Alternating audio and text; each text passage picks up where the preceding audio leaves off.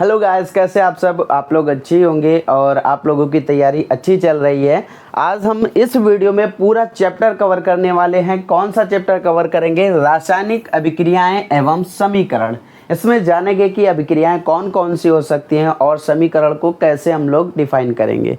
चलिए भाई स्टार्ट करते हैं। पहला हमारा क्वेश्चन है संतुलित रासायनिक समीकरण का महत्व। संतुलित रासायनिक समीकरण का पहला महत्व, ये भाई पहले ही मैंने रख दिया ताकि आप चीज़ें समझ पाएँ कि समीकरण होती क्या है और समीकरण में क्या क्या चीज़ें संतुलित करनी रहती है और किन कारणोंवश समीकरण संतुलित नहीं रहती है। यहाँ पर हमें क्या करना पड़ेगा, एक समीकरण लेनी पड़ेगी ताकि आपको चीज़ें क्लियर हो जाएं। पिछले वीडियो में बता रखा है लेकिन रिवीजन के लिए आपको फिर से बताना पड़ेगा। सल्फर डाइऑक्साइड, इस तरीके से ये हमारे सामने समीकरण है। हमने देखा कि यहाँ पर एक ये पक्ष है, एक ये पक्ष है। ये पक्ष हमारा कौन सा था? ये हमारा पक्ष था अभिकारक वाला। कौन सा था भाई? अभिकारक। और ये हमारा पक्ष था उत्पाद। ठीक है, तो यहाँ पर हमें जानना है कि अगर पूछ दिए जाए संतुलित समीकरण किसे कहते हैं, तो संतुलित समीकरण में जितने अभिकारक के परमाणुओं की संख्या होगी उतने ही उत्पाद के परमाणुओं की संख्या होगी। ये आप लोगों को मैंने पिछले वीडियो में बताया था, हाँ या ना? ठीक है भाई, यहाँ पर देख लीजिए, वह समीकरण जिनमें दोनों पक्षों में प्रत्येक तत्व के परमाणुओं की संख्या कैसी होनी चाहिए, बराबर होनी चाहिए, उसे हम लोग क्या बोलेंगे? संतुलित समीकरण बोलेंगे। इसके अपोजिट जो रहती है वो रहती है असंतुलित समीकरण। असंतुलित समीकरण में क्या रहता है? असंतुलित समीकरण में अभिकारक के जो परमाणुओं की संख्या है उत्पाद के परमाणुओं की संख्या समान नहीं रहेगी, उसे हम लोग बोलेंगे असंतुलित समीकरण। चलिए नेक्स्ट पे हम लोग चलते हैं। नेक्स्ट हमारा संयोजन अपक्रिया। पढ़ने से पहले हमें देखना पड़ेगा यहाँ पर रासायनिक समीकरण। रासायनिक समीकरण, रासायनिक समीकरण में क्या हो जाएगा? रासायनिक समीकरण जैसे अभी हमने आपको बताया सेम वही रहेगा, बस थोड़ा सा बदला हुआ है। चैप्टर 1 में डिफिनेशन सेम रहेंगी, बस थोड़ा सा बदला हुआ होगा। ये उदाहरण आपको इजी इस वजह से बता रहे ताकि आपको याद रखने में समस्या ना हो। जितने इजी उदाहरण होंगे उतने जल्दी आप पेपर अच्छा कर पाएंगे। और इस वीडियो को देखने के बाद आपका कोई भी चैप्टर 1 से क्वेश्चन नहीं बचेगा जो आप पेपर में ना देखें। सारे क्वेश्चन आपको देखने को मिलेंगी, आपको कंप्लीट प्रिपरेशन यहाँ पर कराई जाएगी। हमने क्या देखा कि यहाँ पर जो अभिक्रिया में भाग लेने वाले हैं और जो उत्पाद में भाग लेते हैं, अभिक्रिया में जो भाग लेंगे, उत्पाद में भाग लेंगे और बीच में जो एरो का चिन्ह होगा या डबल क्रॉस का चिन्ह होगा, इस तरीके से इस पर भी भाई अभी आगे बात करेंगे कि ये अनुत्क्रमणीय क्रिया है, ये उत्क्रमणीय क्रिया है। इसकी भी डिफिनेशन हम लोग जानेंगे। आप कॉपी पेन उठा के नोट जरूर कर लीजिएगा, ऐसा आप लिखने से अच्छे नंबर प्राप्त कर सकते हैं। आप चाहे तो हमारे पिछले साल के स्टूडेंट के नंबर देख सकते हैं, वीडियो डाल रखे हैं मैंने ऑलरेडी। यहाँ पर हम देखेंगे किसी समीकरण में अभिक्रिया में भाग लेने वाले अभिकारकों, ये हमारा टोटल क्या हो जाएगा? अभिकारक हो जाएगा। और तथा अभिक्रिया के फलस्वरूप जो प्राप्त होते हैं क्या? उत्पादों, प्रतीकों एवं सूत्रों द्वारा निरूपित करने की समीकरण को हम लोग क्या बोलते हैं? रासायनिक समीकरण बोलते हैं। निरूपित करने के समीकरण को क्या ही बोलेंगे? रासायनिक समीकरण बोलेंगे। और ये आपकी डिफिनेशन कंफर्म हो गई होगी। अब चलते हैं भाई संयोजन अपक्रिया पे। उदाहरण देखना, आपको लगेगा अरे सर तो आप एक ही उदाहरण ले रहे हैं, मैं आपको 50 उदाहरण बता दूंगा कि यहाँ पर कैसे यूज कर सकते हैं। बट लेक्चर को लेक्चर की तरीके से देखें, यहाँ पर टाइम नहीं काटना है, अपने को तैयारी करनी है। संयोजन अपक्रिया क्या करेंगे? संयोजन अपक्रिया क्या होती है? संयोजन अपक्रिया भी मैंने आपको बता रखी है, बट इसमें आपको डिफिनेशन पूरी दे रखी है ताकि आपकी अच्छे से प्रिपरेशन हो जाए। अगर आप नोट डाउन नहीं कर पा रहे तो स्क्रीनशॉट ले लीजिएगा। तो यहाँ पर क्या हो जाएगा? वे अभिक्रियाएं जिनमें दो या दो से अधिक अभिकारक पदार्थ मिलकर एक सरल उत्पाद का निर्माण करते हैं, उन्हें योगात्मक अपक्रिया कहते हैं। दो या दो से अधिक अभिकारक उपयुक्त परिस्थितियों के अंतर्गत संयोज करके एक उत्पाद बनाते हैं, उसे संयोजन संकलन अभिक्रिया कहते हैं।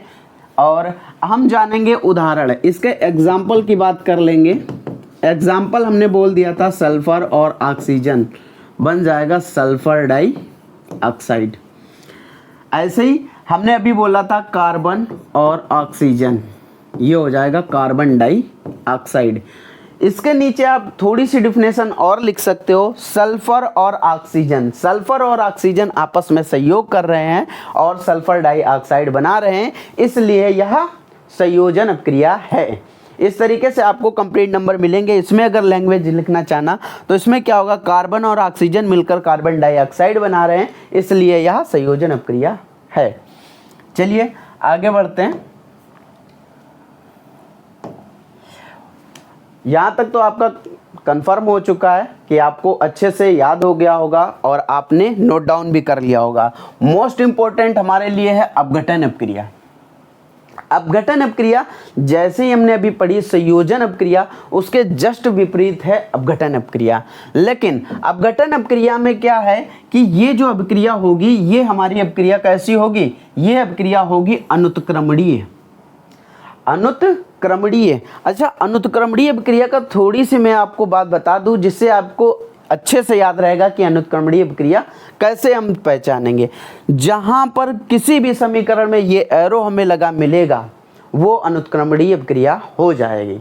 ठीक है, तो यहां पर हमने क्या किया, अनुत्क्रमणीय अपक्रिया में एक क्या होगा, एक हमारे पास अभिकारक होगा और उत्पाद 2 या 2 से अधिक बन सकते हैं। तो हमने क्या किया, यहाँ पर ले लिया A प्लस ए, एक उत्पाद अभिकारक ले लिया AB और बनेगा A प्लस बी।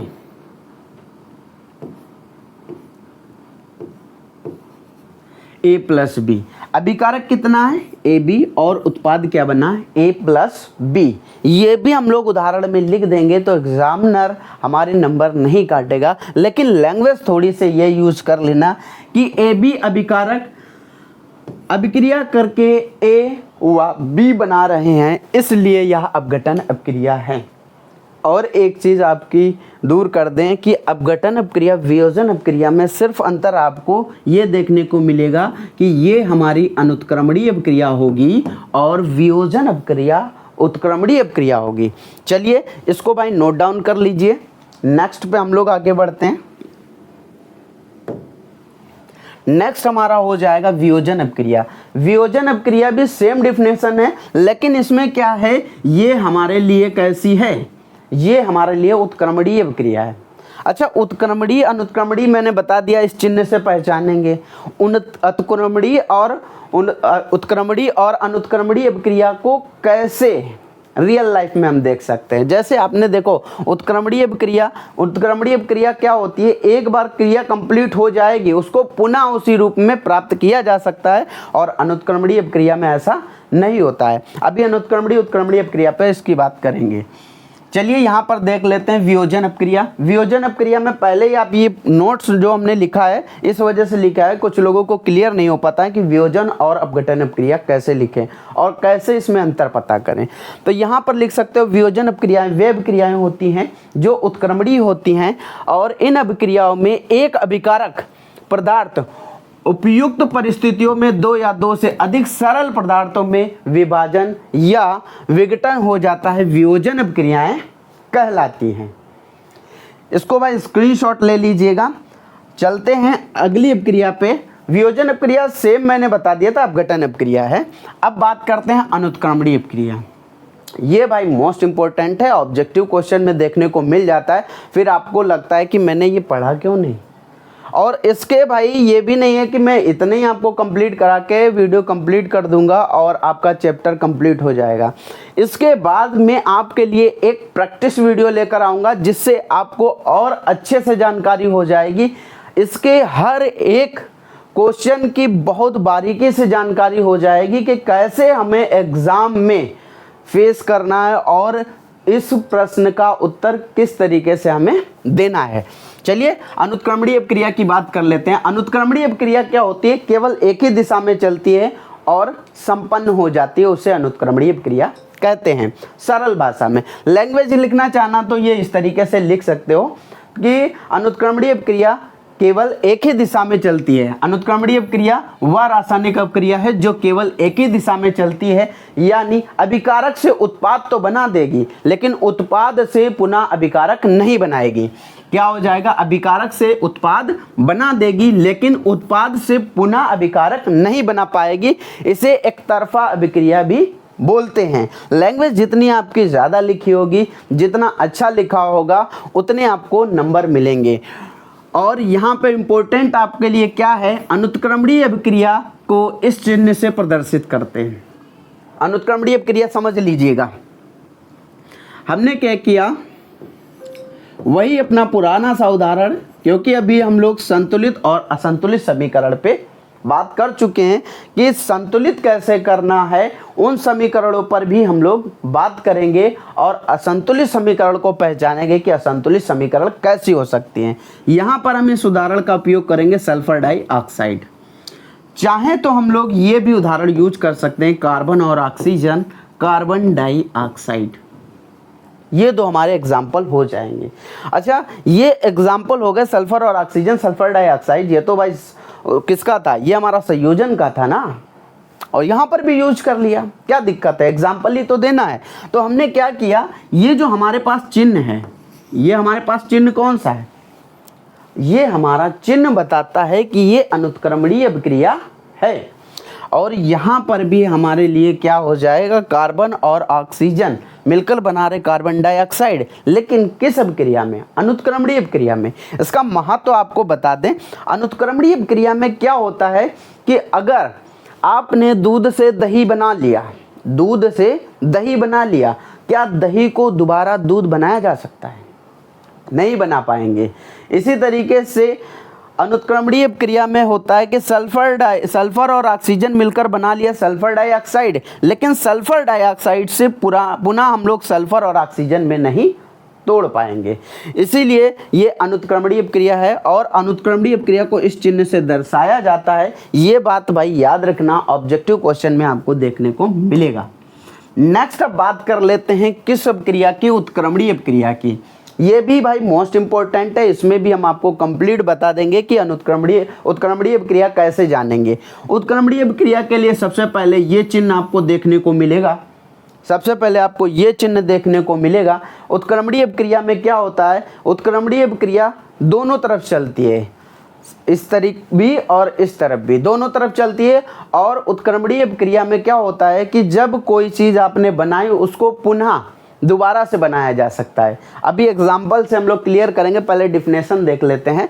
हमने क्या बताया, वह रासायनिक अपक्रिया जिसमें क्रियाकारक उत्पाद में बदल जाता है, मतलब हमारा जो अभिकारक है उत्पाद में बदल जाता है, लेकिन पुनः हम उत्पाद को अभिकारक में प्राप्त कर सकते हैं। और अनुत्क्रमणीय अभिक्रिया में ऐसा नहीं था। क्वेश्चन हो सकता है इस तरीके से बन जाए कि अनुत्क्रमणीय अभिक्रिया और उत्क्रमणीय अभिक्रिया में अंतर, या वियोजन अभिक्रिया या अपघटन अभिक्रिया में अंतर। इस वजह से हम डिफिनेशन पूरी बता रहे हैं, कोई भी डिफिनेशन को एक में मर्ज नहीं कर रहे हैं। तो यहाँ पर हमने क्या किया, ये हमने पहचान लिया, ये हमारे लिए कौन सी अभिक्रिया है, ये उत्क्रमणीय अभिक्रिया है। अच्छा, अब हमने क्या किया, हमने ले लिया NH3। NH3 होता है अमोनिया, ठीक है भाई। और हम ये बताएंगे भी कैसे बनता है, इन सब चीज़ों पे धीरे धीरे बात करते रहेंगे और चीज़ें आप सीख जाओगे। यहाँ पर सबसे पहले क्या बनेगा, N2 में टूटेगा और H3 में। यहीं पर आपको क्लियर हो जाएगा कि संतुलित और असंतुलित समीकरण में क्या अंतर है और कैसे हम लोग डिफाइन करेंगे। यहाँ पर सोडियम, इस समीकरण से हमें लेना देना नहीं, हमारी समीकरण नीचे वाली है। यहाँ पर हमने क्या किया, सोडियम और हाइड्रोजन मिलाकर NH3 बना लिया, लेकिन NH3 को दोबारा नाइट्रोजन और ऑक्सीजन में तोड़ दिया। नाइट्रोजन हाइड्रोजन NH3 बना लिए और अमोनिया बनाने के बाद अमोनिया को अगर हम दोबारा तोड़ना चाहे तो नाइट्रोजन और ऑक्सीजन में तोड़ देंगे, ठीक है भाई। तो यहाँ पर हमारा ये जो नाइट्रोजन और ऑक्सीजन में टूटा हुआ है, क्या ये बराबर है? यहाँ पर हम नाइट्रोजन की बात करेंगे, एक देखने को मिलेगा, इधर देखने को मिलेगा डबल। तो ये हमारे लिए कौन सी समीकरण हुई, ये हमारे लिए हुई असंतुलित समीकरण। और असंतुलित समीकरण को जब हम पूर्ण रूप से अभिकारक के परमाणुओं की संख्या और उत्पाद के परमाणुओं की संख्या बराबर कर देंगे तब हमारे लिए हो जाएगी संतुलित समीकरण। बराबर कैसे करते हैं चलिए देखते हैं। यहाँ पर हमने देखा सोडियम 2 है, यहाँ पर भी हमने 2 से गुणा करा दी, सोडियम हमारे लिए कितने हो गए, 2 हो गए। अब बात करते हैं हाइड्रोजन की। हाइड्रोजन इधर कितने हैं, 3 है, और इधर हाइड्रोजन इधर से मल्टीप्लाई होगा, 2 3 जा 6, 6 हमारे पास हाइड्रोजन हो जाएंगे, और इधर 3 है। तो हमें क्या करना पड़ेगा, यहाँ पर 2 से गुणा कर देनी पड़ेगी। ये हमारे लिए अब क्या हो गई, ये हमारे लिए अब क्या हो गई, ये आप लोगों को कमेंट बॉक्स में बताना है। नेक्स्ट अपने लोग चलते हैं, यहाँ पर आ जाते हैं द्विविस्थापन अपक्रिया। द्विविस्थापन अपक्रिया और एक,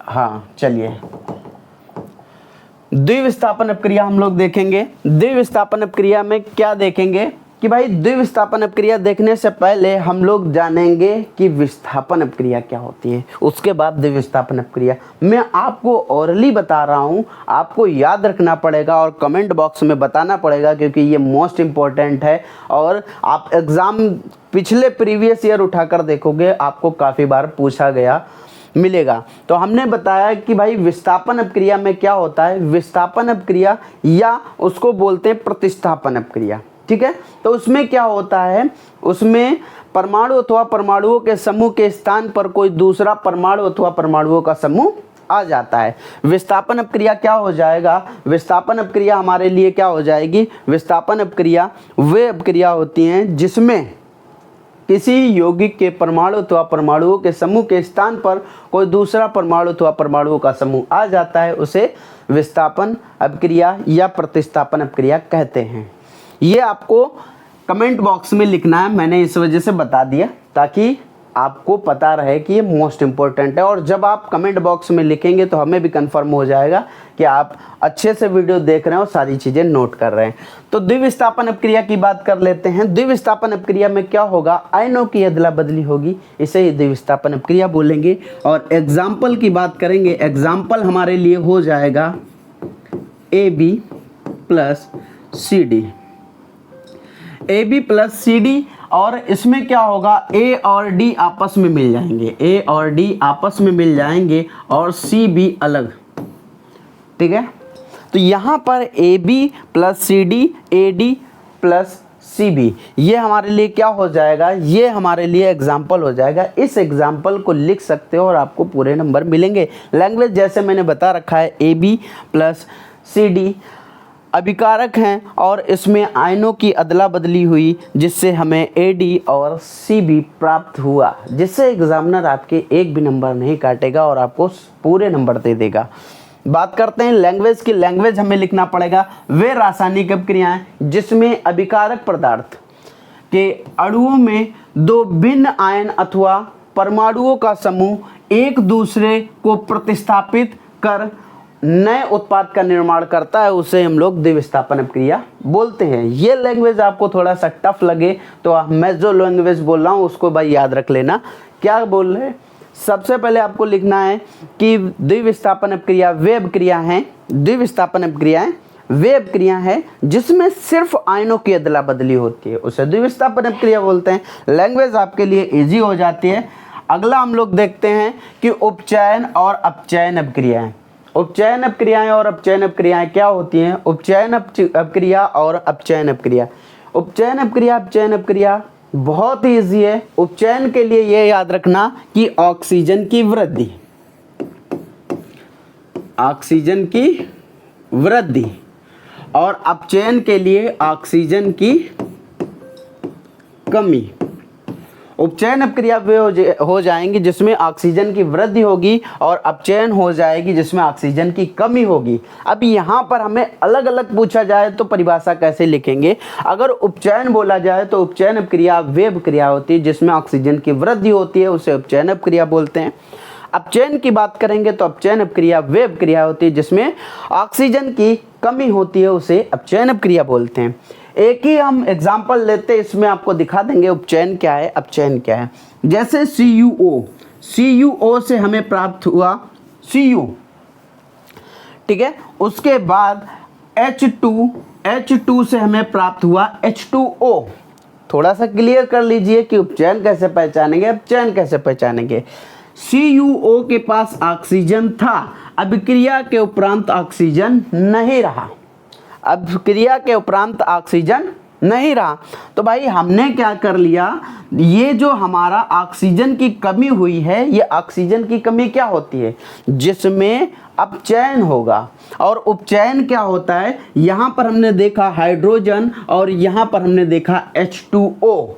तो ये हमारे लिए क्या हुआ, हाइड्रोजन के पास एक और ऑक्सीजन आ गया, इसलिए ये क्या हो गया यहाँ पर उपचयन।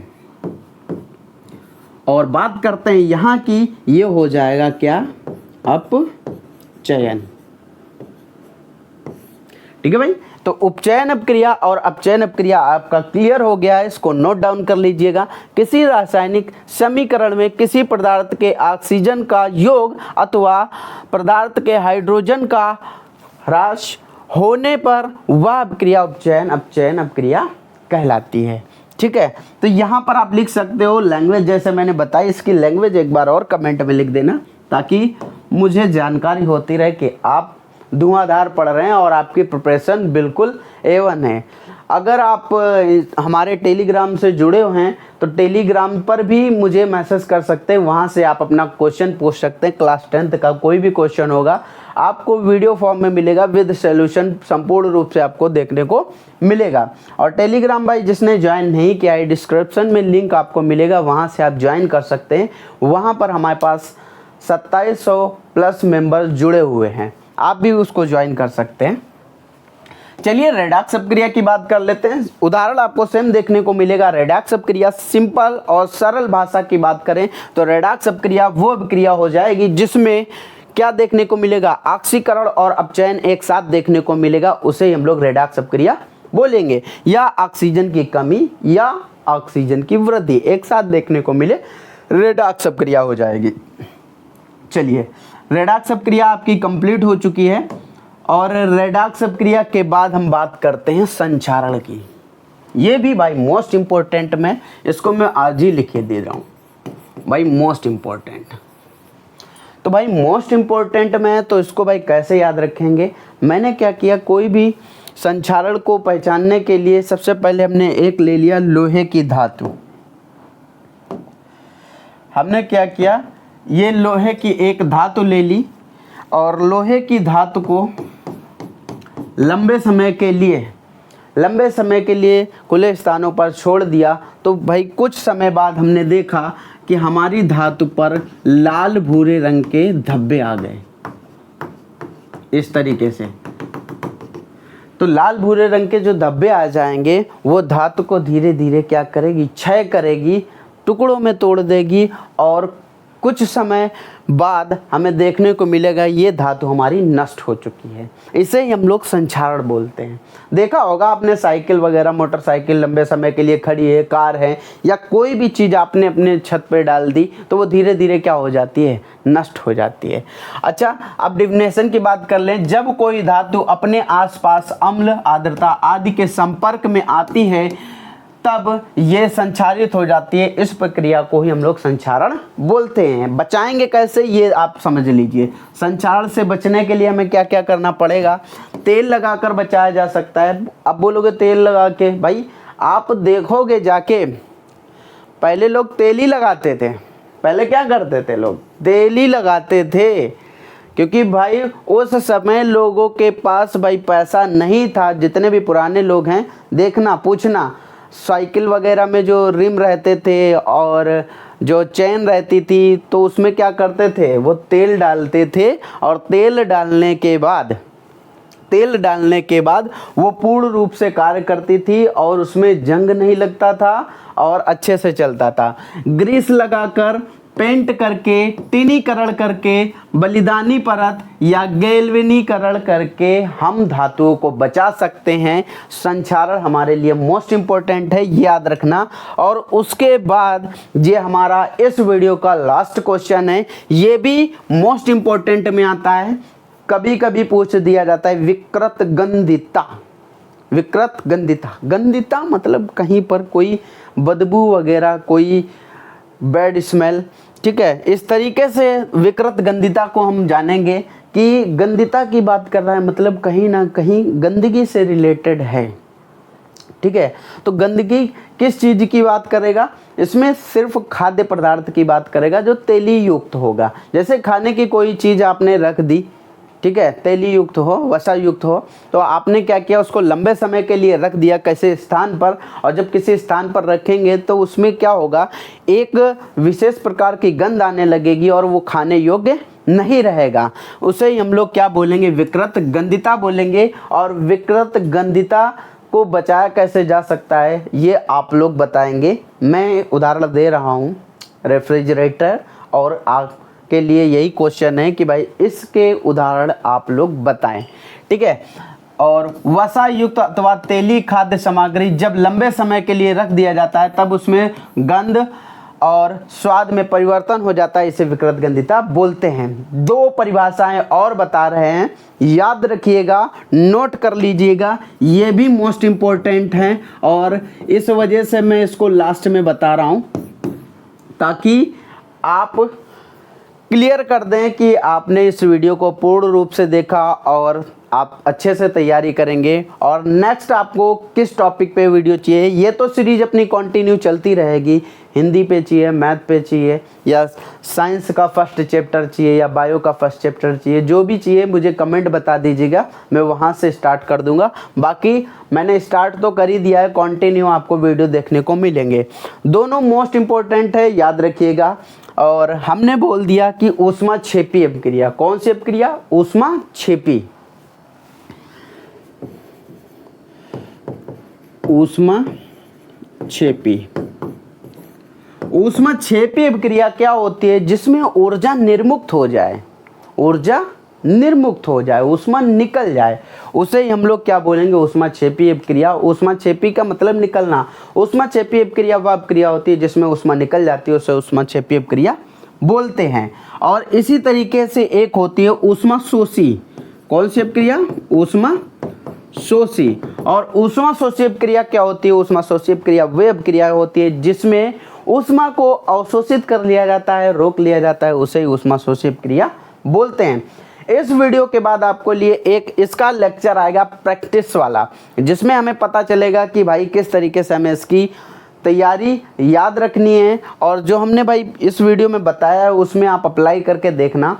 और भाई ज़्यादा से ज़्यादा लोगों को शेयर कर दीजिए। जैसे ही मेरे 50 वीडियो पड़ जाएंगे मेरा लाइव फिर से इनेबल हो जाएगा, मैं आप लोगों से लाइव जुड़ पाऊँगा।